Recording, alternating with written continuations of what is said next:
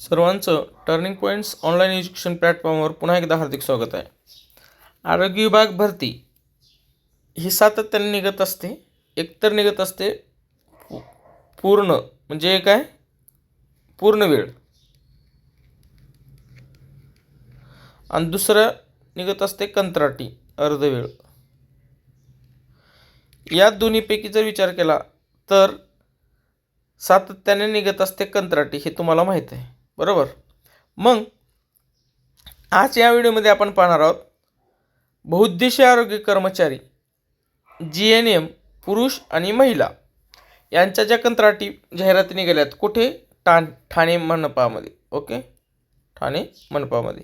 तर त्या व्हिडिओचा म्हणजे त्या JRचा आणि त्या ॲडव्हर्टाईजचा पूर्णपणे सखोल विश्लेषण आपण पाहणार आहोत.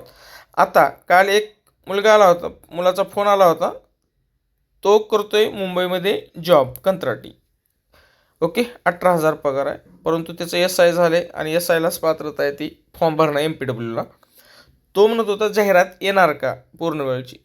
जाहिरात ही येईलच ऑगस्ट एंड किंवा सप्टेंबरमध्ये किंवा बिंदूनामावली किंवा प्रमोशन पूर्ण झाल्यावर कधी ना कधी ती येणार आहे. ओके, प्रॉब्लेम काय आहे की कंत्राटी जॉईन करावं का नाही हा निर्णय तुमच्या घरच्या आर्थिक स्थितीवर आहे. तर मला असं वाटतं की जर आर्थिक परिस्थिती हलाखीची असेल आणि तुम्हाला अनुभव सर्टिफिकेट कुठं कामाला येणार असेल येणाऱ्या काळामध्ये, जर तुम्ही कंत्राटी म्हणून काम केलं 2 वर्ष, तर काही ठिकाणी अनुभव मागितलं जातं. तर MPWचा जो अनुभव आहे तो जर कदाचित कुठल्या पदासाठी आवश्यकता लाभली तर त्याचा इथं फायदा होऊ शकतो. परंतु याचा अर्थ नाही की तुम्ही अभ्यास करू नये.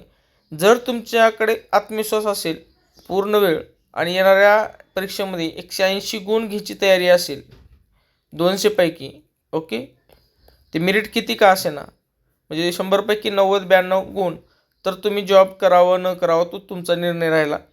परंतु कंत्राटी पदांना परमनंट केलं गेलेलं आहे असं तुम्ही पाहिलेलं आहे मागील 10 वर्षात नोकरी केलेलं. म्हणजे हे झालं तुमचं थोडक्यात. मला जे काही सांगायचं आहे, जे काही व्यथा आहेत, कारण कंत्राटी काम करणाऱ्या उमेदवाराला अतोनात काम असते शहरी भागामध्ये, ही एक ध्यानात घ्यायचं आहे. आणि फॉर्म भरावं का न भरावं, ज्यांची आर्थिक परिस्थिती ही हलाखीची आहे आणि हे करू शकत नाहीत, तर त्यांनी फॉर्म भरावं. यासाठीच मी ही व्हिडिओ बनवत आहे. तत्पूर्वी तुम्हाला जर 200 पैकी 180 मार्क पाहिजे असतील आणि अचूक दिशा पाहिजे असेल तर MPW आणि सॅनिटरी इन्स्पेक्टर हे जे विद्यार्थी आहेत दोन वेगवेगळे आहेत. सध्या 149 असेल, नसेल तर 199 रुपये MPWची असेल किंवा 249 सॅनिटरी इन्स्पेक्टरची असेल. ओके, आणि ANMची 201 रुपये फी आहे. ANM तुमच्या घरी कोणी असो, बहीण किंवा आणखीन कोणी, कृपया त्याला कोणत्याही परिस्थितीत आपल्या ॲपवरील कोर्स जॉईन करावा. कारण ह्यांना मागच्या वेळेस 90 मार्क पडलं तरी नोकरी मिळाली आणि एवढे मार्क न पडल्यामुळं रिक्त जागा राहिला. एवढं सांगायचं कारण की आग्रहाचं आहे. ANM आणि GNM दोघांची एकच बॅच केलेली आहे, कारण GNMला सखोल विश्लेषण आहे परंतु एक दिशा मिळते. ओके, त्यामुळे ते केलेलं आहे. बाकी ह्यांच्यासाठी एक प्रॉपर मदत होईल ह्या हिशोबानं ह्या तिघांची जी आहे 149मध्ये कोर्स आहे. त्यानंतर तलाठी 5,000 PYQचा समावेश आहे. MPW करणाऱ्या पोरांनी जर फॉर्म भरला असेल तर हे जॉईन करा. तुमचा GK आणि जिल्हा परिषदमधील किंवा हेल्थ सर्टिफिकेटमधील GK हे सगळं कवर होऊन जाईल, याची शाश्वती तुम्हाला मिळेल. चला मग जाहिरात नेमकी काय आहे, किती जागा आहेत ते आपण पाहूया. बघा, ठाणे महानगरपालिका, ठाणे 15व्या वित्त आयोगाअंतर्गत ही कंत्राटी भरती होणार आहे. डेट ऑफ ॲडव्हर्टाइजमेंट 29 जुलै 2026. ओके, लक्षात येते. तर मग बघा, name of programme 15 finance commission Thane municipal corporation invites application for eligible candidates for filling up the following post under the programme 15 finance commission Thane municipal corporation. 15व्या वित्त आयोगाअंतर्गत ही जी कंत्राटी भरती आहे ती आरोग्य विभागातील 3 पदासाठी. GNM स्त्रिया, एकूण जागा आहेत 28. वयोमर्यादा अर्थात मिनिमम 18 आणि मॅक्झिमम 38. ओके, आणखीन एक इथे एक जी आहे प्रवर्गानुसार जागा भरणार आहेत. NTB, NTC, NTD, SBC, OBC 5, SCBC 5, EWS 6, open 5, SC 1, ST 2 असे एकूण 28 जागा भरणार आहेत. GNM पुरुष म्हणजे GNM झालेल्या पुरुष केवळ 3 जागा आहेत. ओके, VGA 1, OBC 1, SCBC 1 आणि MPW बहुउद्देशीय आरोग्य कर्मचारी याच्या देखील जागा खूप चांगल्या आहेत. एका महानगरपालिकेचा विचार करता 30 जागा आहेत. ओके, म्हणजे याचा अर्थ काय की आरोग्य विभाग भरतीमध्ये मनपामध्ये देखील MPW बहुउद्देशीय कर्मचारी असते हे लक्षात घ्यायचं आहे. म्हणजे जर भविष्यात कधी जाहिरात आली तर याचा समावेश मनपामध्ये असू शकतो. तर एकूण 30 जागा भरणार आहेत. SC 3, NTB 2, NTC 1, SBC 1, OBC 6, SCBC 7, EWS 5, open 5, एकूण 30 जागा. एकूण जागांची संख्या कॅटेगरीनुसार सांगितलं. GNMला जी पात्रता आहे BSc नर्सिंग किंवा GNM course with MNC registration पाहिजेच, तुम्हाला रजिस्ट्रेशन पाहिजेच. पुरुष आणि महिलांसाठी एकच पात्रता आहे. आणि आपलं जे नेहमीचं आपण जे काही फोकस जास्त करतो ते म्हणजे MPW 12वी विज्ञान तुम्हाला पाहिजे किंवा पॅरामेडिकलचा बेसिक ट्रेनिंग कोर्स केलेला पाहिजे. अन्यथा सॅनिटरी इन्स्पेक्टर कोर्स जे यावर्षी केलेला आहे. ओके, आता काही जण कंत्राटीला जातील न जातील, परंतु बरेच पोरं जातील असे यांना उमेदवार मिळणार नाहीत. ओके, त्यामुळं चांगली गोष्ट काय आहे की सॅनिटरी इन्स्पेक्टरच्या मुलांना जे 30 झालेलं आहे आता नगदी नोकरी मिळू शकते. पगार केवळ 18,000 आहे, बाकी GNM दोन्हीला 20,000 आहे. ॲक्च्युली इथं जर सरकारी नोकरी लागली तर तुम्हाला 50,000च्या पुढेच पगार असतो. इन हँड जवळपास 41,000 किंवा या दरम्यान पगार हा 8व्या वेतन आयोगाचा विचार करतात. तर 7वा असलं तरी 8वा वेतन आयोग लागू होतोच, तो म्हणजे 1 जानेवारी 2026 पासून. विनंती आहे ज्यांना आर्थिक परिस्थिती बेताची आहे त्यांना अभ्यास करत करत MPWचा जो आहे तो पोस्ट काढू शकता. परंतु कंत्राटीला भरायचं असेल तर भरा. याचा फायदा काय, येणाऱ्या काळात कुठं जर अनुभव मागितला तर त्याचा फायदा होऊ शकतो. परंतु काम तुम्हाला करून घेणार, तुम्हाला बसू देणार नाही. ओके, आता एकच आहे MPWच्या पोरांना विनंती आहे, ज्यावेळेस तुम्ही नोकरी लागता तुमच्या हातात असलेला मोबाईल हे तुमच्या यशाचं एक सूत्र असणार आहे आणि ब्रह्मास्त्र असणार आहे. तर कृपया ज्यावेळेस तुम्ही ही ड्युटी करता त्यावेळेस टर्निंग पॉईंट्स ॲपवरील जे जे काही कोर्स आहेत, कारण तुम्हाला पैशाचा विषय नसतो आणि ॲपवरील आपले कोर्सेस 199 ते 89 ह्यापर्यंतच आहे. तर ते कोर्स जॉईन करून तिथले PYQ 5-5 मिनटाचे जे काही टाईमवर लावून तुम्हाला 10 प्रश्न असे दिलेले आहे ते सोडवा. अनलिमिटेड वेळ सोडवता येतात. अशा प्रकारे तुम्ही अभ्यासात सातत्य ठेवू शकता. ओके, ठीक आहे. हे पुन्हा मी सांगतो. आता पुढची गोष्टी बघूया. आता परत एकदा ठाणे महानगरपालिका वैद्यकीय आरोग्य विभागाकडील उपरोक्त तक्त्यात नमूद केलेली रिक्त पदे 11 महिने 29 दिवस कालावधीसाठी कंत्राटी स्वरूपात व करार पद्धतीने एकत्रित मानधनावर भरण्याकरिता जाहिरात प्रसिद्ध करण्यात आलेली असून त्याकरिता अर्हताधारक म्हणजे पात्रता जे आहेत ते पात्र व इच्छुक उमेदवारांनी त्यांच्या अर्ज विहित नमुन्यात 4था मजला सार्वजनिक आरोग्य विभाग ठाणे महानगरपालिका भवन सरसेनानी जनरल अरुणकुमार वैद्य मार्ग चंदनवाडी 5 पाकळी ठाणे येथे किती वाजेपर्यंत 7 ऑगस्ट. फक्त तुम्हाला इथून 4च दिवस आहे. किती मी व्हिडिओ बनवला जरा लेट, 4 तारखेला 7 ऑगस्ट 2026 रोजी 2 वाजेपर्यंत सादर करायचे आहे. कृपया माझ्याकडून व्हिडिओ बनवायला लेट झाला आणि हे पत्र देखील लवकर मिळालं नाही किंवा आपण लक्ष दिलं नाही, कारण कुठं लक्ष देणार आहे. तर कृपया तुम्ही 4 दिवसात काय निर्णय तुम्ही ते घेऊ शकता आणि तिथपर्यंत पोस्ट ती करायचा प्रयत्न करा. तुम्ही बाय हँड करा, काय करायचे करा. ओके, आता कंत्राटी पदभरती मार्गदर्शक सूचना ते सगळं टेलिग्रामवर मी दिलेलं आहे. आरोग्य एक्झाम हे आपलं टेलिग्राम चॅनल आहे. ओके, हे आपलं टेलिग्राम चॅनल आहे. त्यावर तुम्हाला ही PDF मिळून जाईल. 15वा वित्त आयोगांतर्गत प्रकल्प अंमलबजावणी आराखड्यानुसार मंजूर कंत्राटी पदापैकी रिक्त पदे भरण्याकरिता विविध कार्यक्रमामधील रिक्त पदांची जाहिरात www.thanecity.gov.in या संकेतस्थळावर प्रसिद्ध करण्यात येत आहे.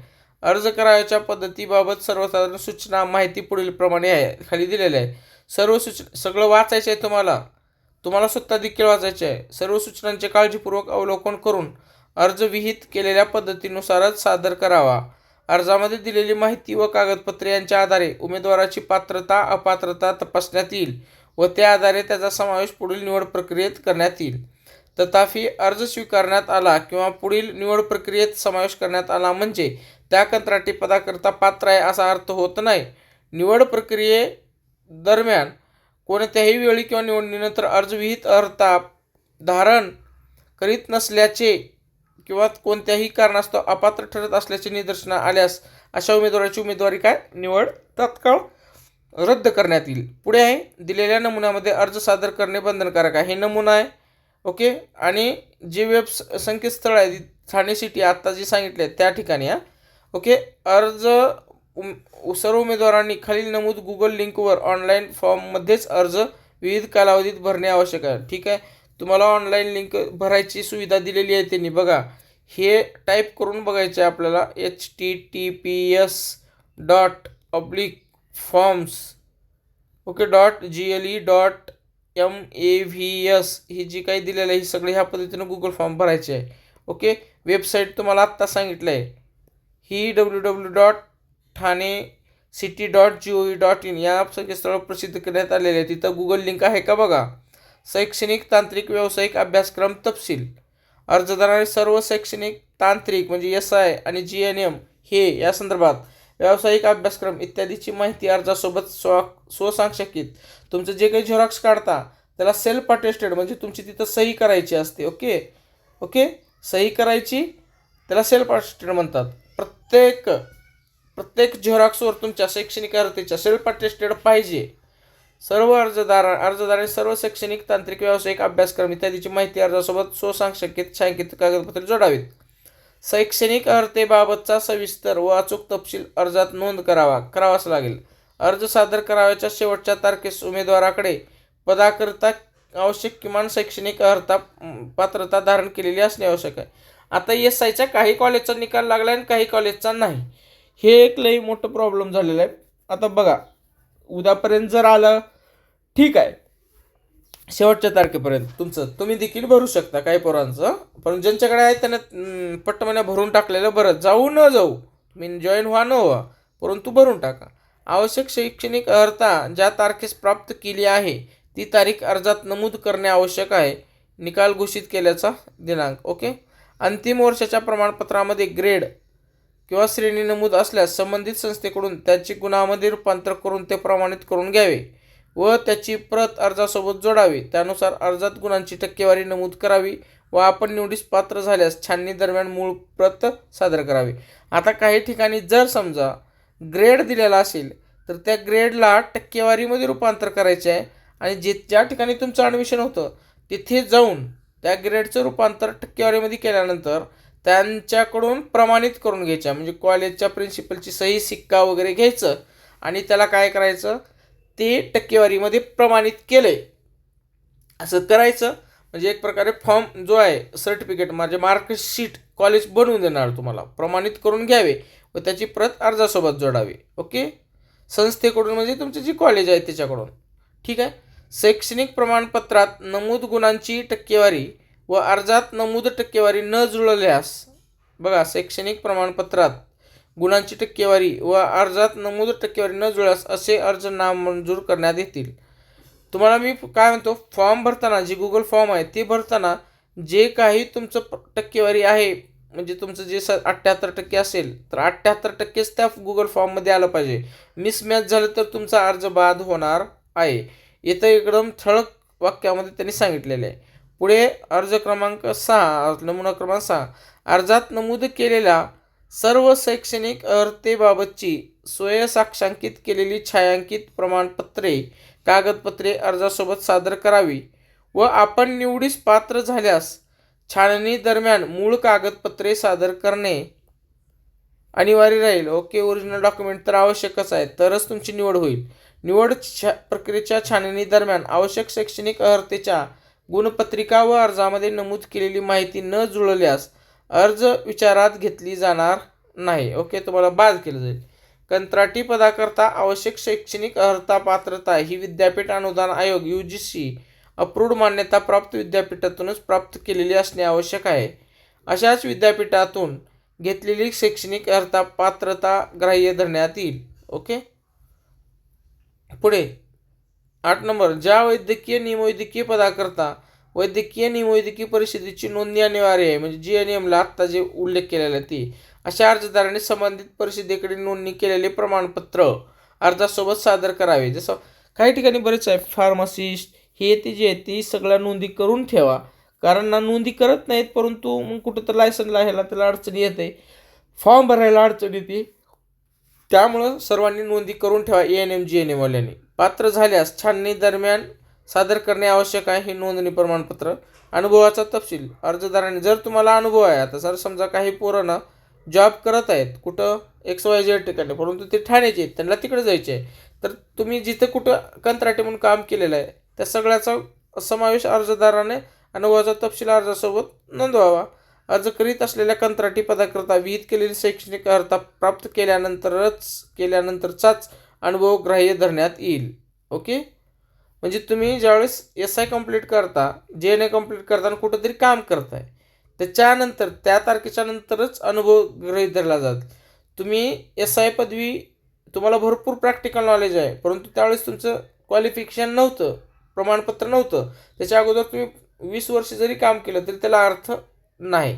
ज्या दिवशी सर्टिफिकेट आलं त्या तारखेपासूनच तुमचं एक्सपिरियन्स ग्राह्य धरलं जाईल. त्यानुसार शैक्षणिक अर्हता धारण करण्यापूर्वीच्या अनुभवाची नोंद करण्यात येऊ नये, त्या अनुभवाची दखल घेतली जाणार नाही. ओके. अर्जामध्ये अनुभवाचा तपशील नमूद करताना सध्याच्या नियुक्ती कालावधीमध्ये ते पहिली नियुक्ती कालावधी या क्रमानेच नमूद करावे. अनुभवाचा तपशील नमूद करीत असताना ज्या कार्यालयाचे अनुभव प्रमाणपत्र प्राप्त आहे अशाच कार्यालयाचा तपशील अर्जामध्ये नमूद करावा. म्हणजे तुम्हाला प्रमाणपत्र मिळालं असेल तरच करावा. अनुभव प्रमाणपत्र नसल्यास सदरचा अनुभव ग्राह्य धरण्यात येणार नाही. अनुभव प्रमाणपत्रामध्ये अनुभवाचा कालावधी सुस्पष्टपणे नमूद करावा.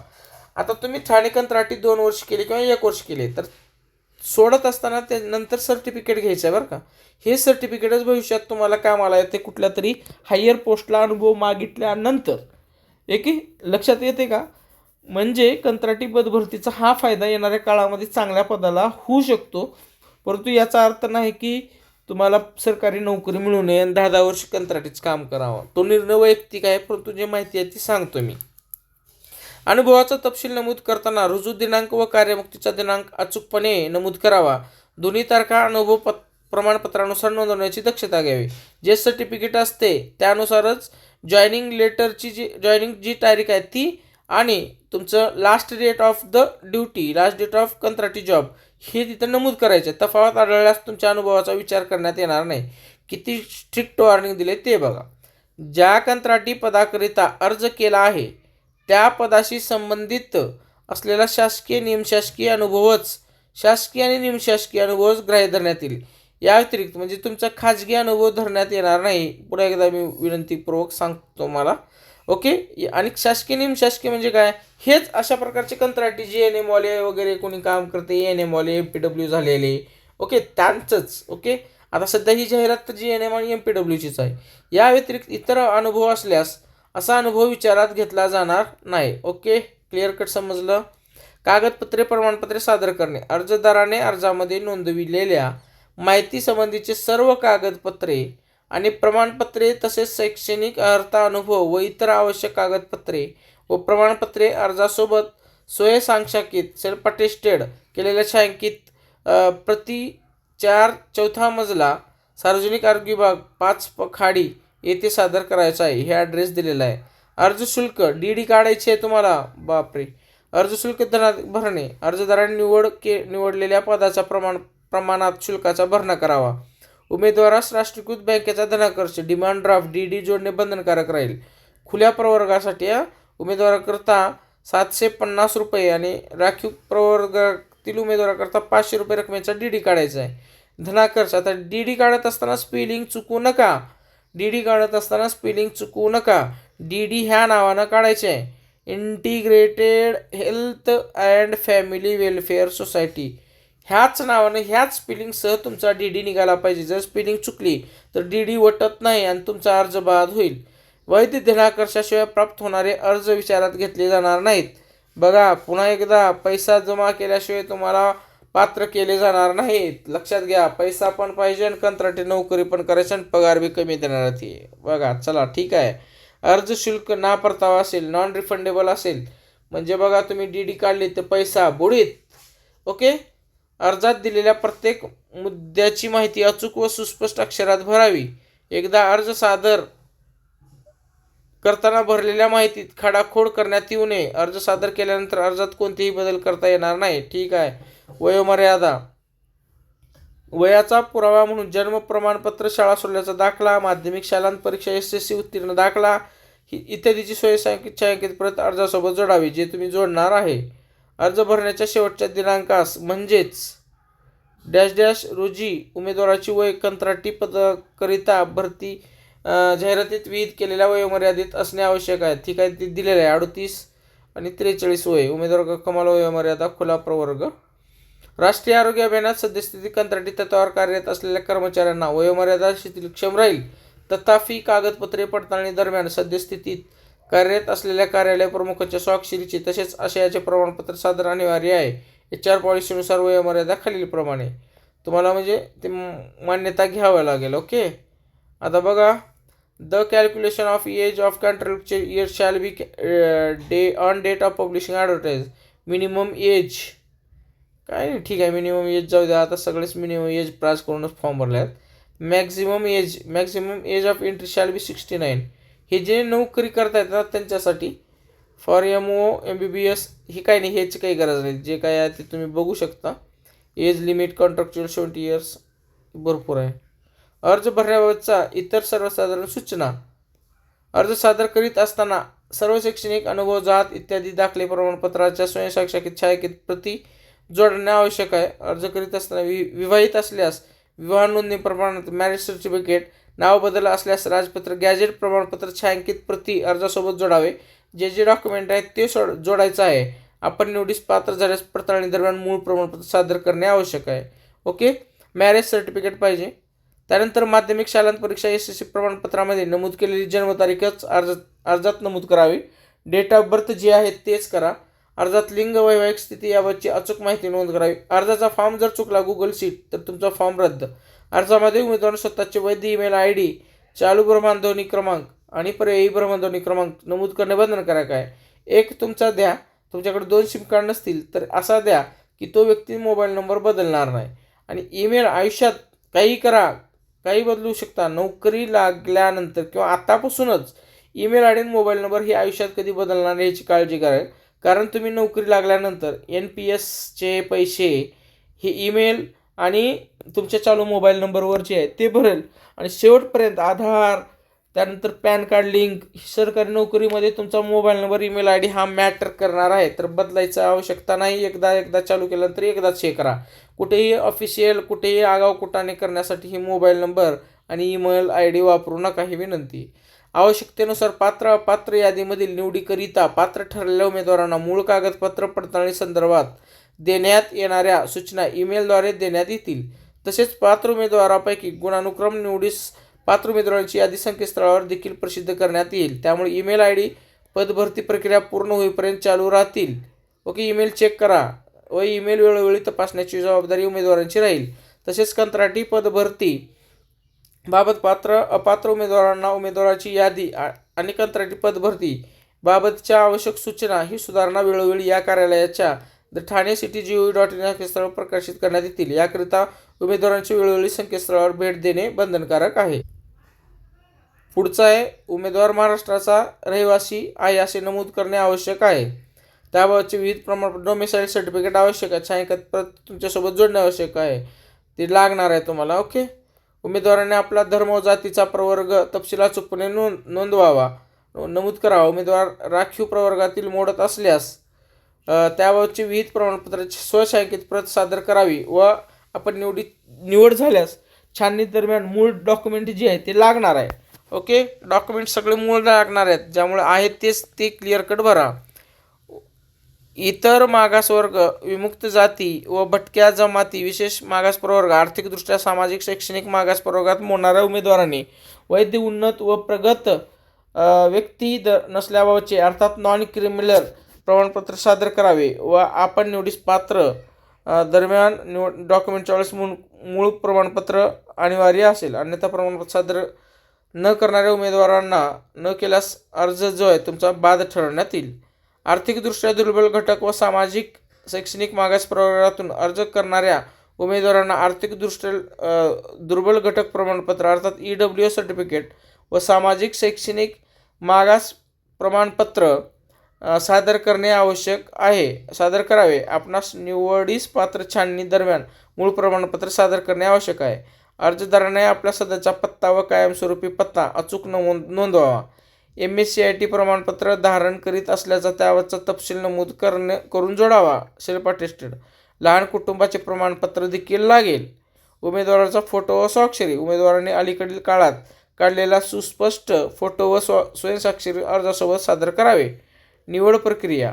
सदर कंत्राटी पदभरतीची अनुषंगाने निवड प्रक्रिया ठरवण्याचे अधिकार माननीय आयुक्त ठाणे महानगरपालिका यांना आहे. ठीक आहे. निवड प्रक्रिया कसं होणार आहे हे टक्केवारीचं प्रपोर्शन दिले हे काही सांगत बसणार नाही. हे तुम्ही वाचा आणि हे सगळे डॉक्युमेंट जे आहेत @आरोग्य एक्झाम यावर PDF दिलेलं आहे. ह्याचं टेन्शन घेऊ नका. हे नियमानंच केलं जाईल. ओके. अनुभव असेल तर तुम्हाला 30 गुण देणार आहेत. ओके. प्रत्येक वर्षासाठी जर समजा तुमचा 5 वर्षाचा अनुभव असेल तर 30 गुणित होणार आहेत आणि जास्तीत जास्त 30च. 1 वर्षाचा अनुभव असेल तर तुम्हाला 30 मार्क मिळतील. अनुभव किती मॅटर करतो ते बघा. आवश्यक शैक्षणिक अर्हता असेल अधिकतम 20 गुण. मिळालेल्या एकूण गुणाच्या टक्केवारीची 20 प्रमाणे प्रपोर्शन असेल. ठीक आहे. डॉक्युमेंट म्हणजे बघा. आणि पदासाठी क्वालिफाईंग एक्झाम गुण अंतिम वर्षाच्या गुणांच्या आधारे जेवढे जास्त मार्क असतील तेवढे तुम्हाला मार्क मिळणार आणि 50 गुण. म्हणजे अशा प्रकारचं जे आहे म्हणजे तुम्हाला जर एक्सपिरियन्स असेल आणि 3-4 वर्षाचा एक्सपिरियन्स असेल त्या पोराचे 18 मार्क तर इथंच घट्ट होणार आहेत. ओके. ठीक आहे. आणि एका जागेसाठी 3 प्रमाणात उमेदवार डॉक्युमेंट व्हेरिफिकेशनसाठी बोलवणार आहेत. ओके.